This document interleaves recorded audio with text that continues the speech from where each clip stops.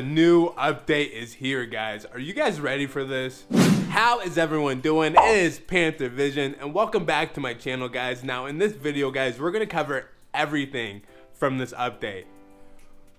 And I mean everything, guys. So I did check on Reddit, YouTube, anywhere I could find information, guys, and we're gonna try to break down every single thing that I could find in this update. But if you guys are excited about this video, hit that like button and subscribe. And now that we got all of that out of the way, guys, let's talk about this update.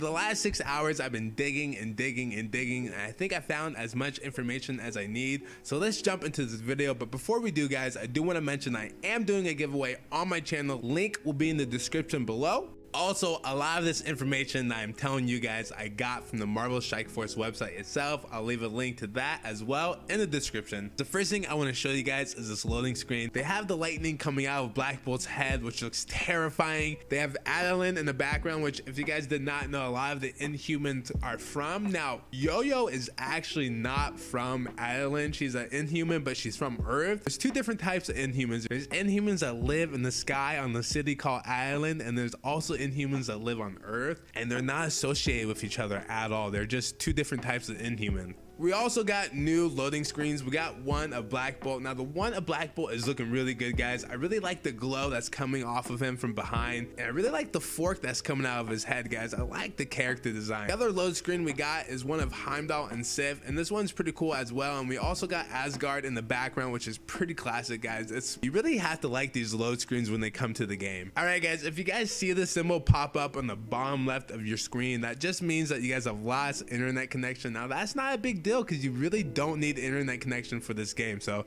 let's jump to the next news. All right, guys, we finally got the big orange button. I've been waiting for this button to come to the game for a very long time. If you guys take a look at my screen, you'll see me equip all to my hand assassin. Now, I know what you guys are thinking. Hand assassin is broken, I know. This is a pretty big deal, guys. For a long time, I know a lot of people have been wanting this in the game. Me personally, I really wanted this. It gets really annoying clicking those buttons over and over again, and then your game starts lagging a little bit while you're doing it. Now, this is a visually nice update. What they did is they added the indicator on the campaign nodes. Anytime we have a ×2 event going on in the game, it's gonna have a little marker showing you guys that this node is gonna offer double the shard. All right, now the last thing on this miscellaneous list is now you can open 10 orbs at a time, which means I can watch my money get wasted even quicker. The one thing I'm noticing with this update is they've done a lot of things to help the player out. I'm adding this equip all button and making it so you guys can open more orbs at once. It's just making it so you can save more time. Now, you guys all know how much time we're spending on this game, so being able to save a little bit of time here and there is just amazing. Thank you, Foxnet.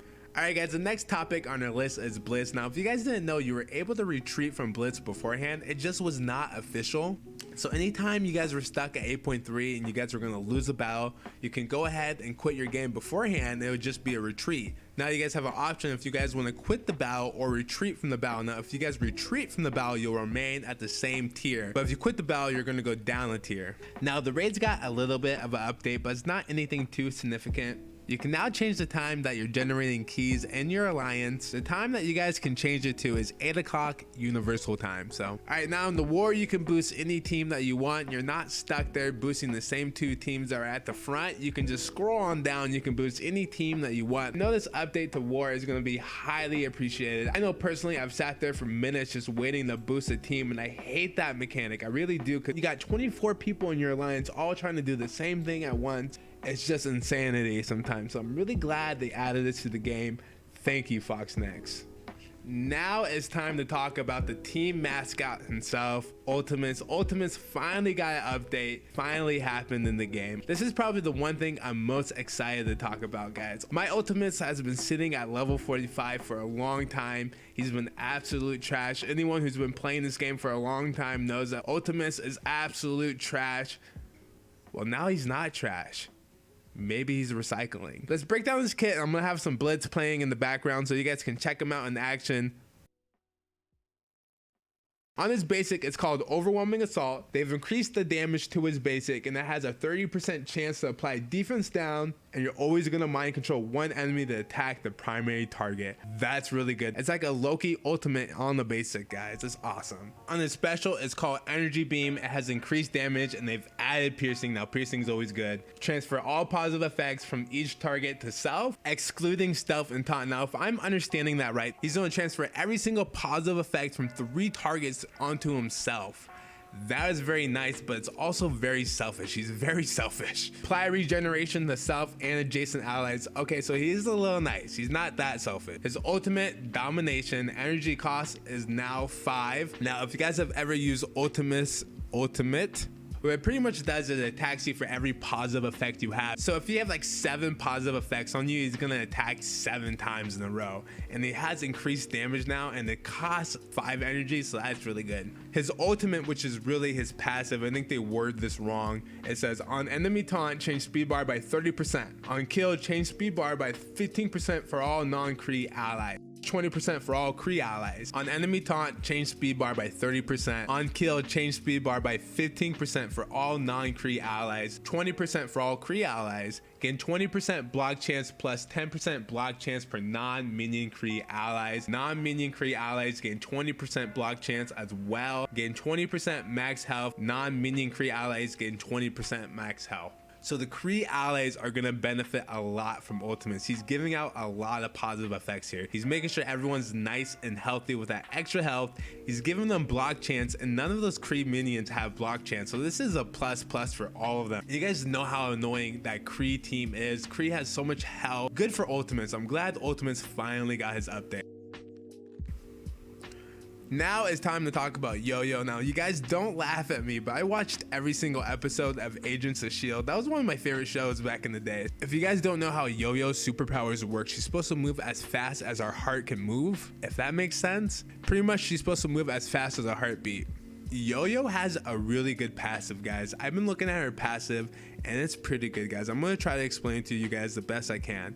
On enemy turn, if this character has no other protector, it's going to apply offense down to that enemy. This cannot be dodged. She has a 20% dodge chance. She's going to be annoying to hit like Vision or Spider-Man. Now, when a non-minion shield or inhuman ally drops below 50% health, she's going to apply defense up to that ally. That's really good. On spawn, she's applying defense up to self and non-minion shield or inhuman allies as well. So on spawn, she's handing out defense to everybody, and she's gaining 10% focus per non-minion shield or inhuman allies. Yoyo's basic, it's called Rapid Strikes. It's going to do 130 damage. It's going to gain an assist, and it's going to clear counter. Counter is not the biggest problem in the game. The only character I can think of that has counter is Invisible Woman and Thanos. Her special is called Flurry. It's going to attack you for 180 damage, and then it's going to bonus attack 2 times for 180 damage each time. So pretty much it's going to do 540 damage. Now, I don't know what her attack stat is looking like. I don't think her attack stat is going to be pretty high, but I do know she has a really high speed stat. Her speed is at 140, so she's looking like the fastest character in the game. Now, I know other characters get speed up on spawn, so they're going to be faster than her, but she's still going to be able to outspeed a lot of characters. Finally, on her ultimate, it's an AoE. It's going to do 180 damage to everyone, and then it's going to grant ability to one inhuman. I would say that's a really great ultimate. I wouldn't say it's the best, but it definitely benefits inhumans. Overall, Yoyo is looking really good for that S.H.I.E.L.D. team and also that inhuman team that's coming out pretty soon. I'm not exactly sure how well that team's going to be, but we do know that blackbolt is going to be an Ultron killer, so we just have to wait to see how that team's going to work. But until then, if I get Yoyo before I get the Inhumans team, I'm putting her right on that S.H.I.E.L.D. team with Coulson, Quake, Yoyo, and Captain America, guys. And I'll probably squeeze Black Widow in there as well. I'm gonna quickly go over these updates with Koraf, Kree Cyborg, and Greg. Now, Koraf's special got a little more focus. It's gonna guarantee that taunt every single time. Kree Cyborg, on his passive, he's gonna copy every single positive effect Ultimus has. And the undead Asgardian ally, Greg, on dev, change speed bar of all enemies by 10%, rolls back turn meter by negative 10%. Greg is taking away turn meter, which is always good, guys. Now let's jump into these bug fixes. Alright guys, the first bug fix on this list is the summon minions from a clone Red Skull now have correct ability icons. I'm glad that's fixed. I didn't realize it was broken. I made a complete guide on it. I should have known that. Human Torch's animation was missing when he attacked an ally, so now that is live in the game if you guys want to check that out. Ultron is no longer sometimes losing a health point at the end of raid battle. Now I remember seeing Wolverthor do a video on this, correct me if I'm wrong. I didn't know it was a real thing, I guess it was a real thing. They fixed missing text in the Visible Woman's Bending Light level 7 description.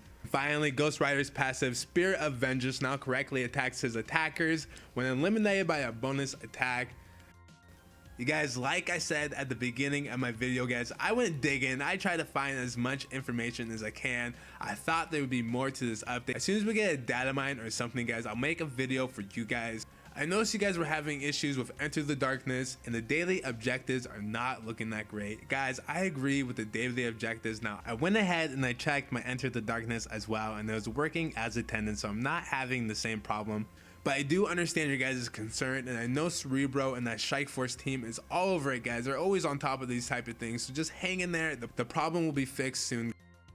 Now, one of the things I do not like about this update are these new icons in the game. I don't know if I'm ever gonna get used to it, guys. I'm so used to the way the old ones look. Are you guys struggling with these new icons? And finally, it's time to talk about our last subject for the video, guys. We're gonna talk about Black Bolt. We got the complete details for Black Bolt's kit. So let's jump into his kit and break them down real quick. Time to talk about Black Bolt. It's the moment you guys have been waiting for. On Black Bolt's passive, he's gonna attack you for a lot of damage. He's also gonna flip one positive effect if you are slowed. On his special, he's going to do an insane amount of damage to a single target. His ultimate is a big AoE. He's going to attack everyone for lots and lots of damage, guys. And his passive is a big F you to any villain tech enemy, guys. This is like Punisher and villains on crack, guys. This is going to be really good. I'm super excited about this. You guys let me know if you guys are excited about this as well. Also, I'm going to be releasing another video soon, guys. We're going to unlock Heimdall. We're going to break down the character completely.